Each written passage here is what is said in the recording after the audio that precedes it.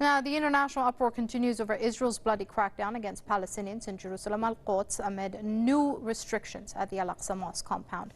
The Arab League has warned against Israel's adventurism and advised it against playing with fire, as Quds is considered a red line for the Muslim world. Meanwhile, Iran has underlined Israel's brutal suppression and inhumane measures as proof that Palestine is still the main issue of the Islamic world. Turkey has blasted the move as a crime against humanity.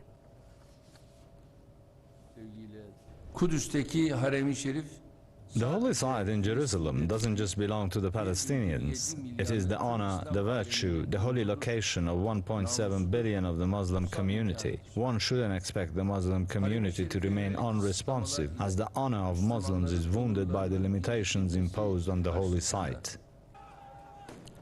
With tensions on the rise in Jerusalem al-Quds, Sweden, France and Egypt have requested a United Nations Security Council meeting on Monday to discuss the de-escalation of the crisis.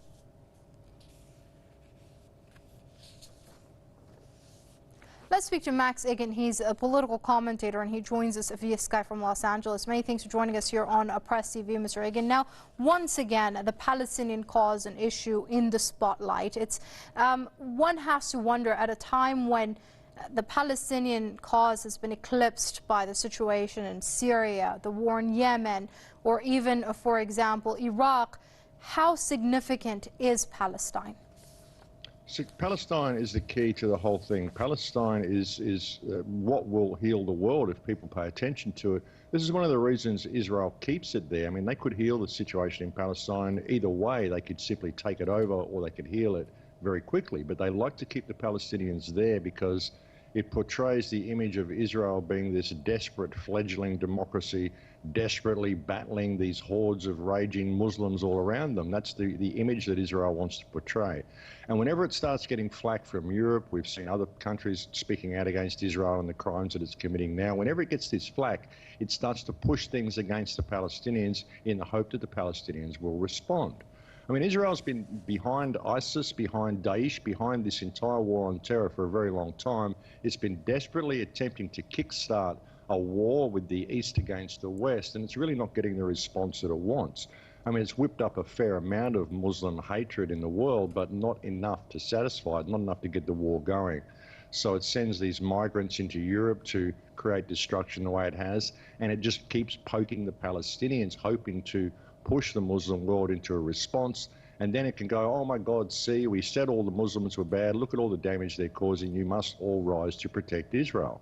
Israel is the main source of instability in the area. It's been carrying out these attacks and terrorist attacks, covert false flag attacks for years, and shifting blame over to the Muslim world in order to garner support and financial support.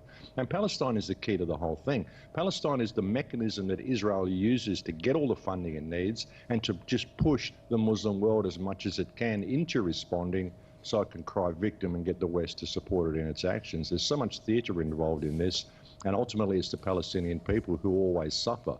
But the need for them to go into al-Quds now, just as they're getting all this rhetoric from Europe, they're getting all this flack from everywhere else, it should be obvious to everybody to see what they're doing and how they're attempting to shift blame and shift attention back to themselves. Right, so Mr. Igan, right now we have Sweden, France and Egypt requesting a Security Council meeting to discuss a de-escalation of the situation there in Jerusalem al-Quds. The UN Security Council has failed to uphold the rights of Palestinians. Do you think this time would be any different? No, of course it won't be any different. The UN's a toothless tiger. The UN's theatre for the masses. The UN is basically a dictatorship that Israel and the United States and its allies hold sway over. You know, they'll use this to try to pretend that they're doing something, some sort of public outcry to get the world to think, oh, well, people are trying to stand up, but, you know, Israel won't come to the party. Israel won't have a bar of it. It'll just do what it wants to do.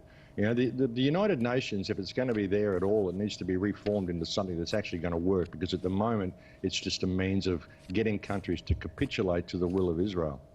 Okay, let's leave it there for now. That's political commentator Max Igan joining us via Skype from Los Angeles. Mr. Igan, thanks very much indeed for your comments here on PressTV.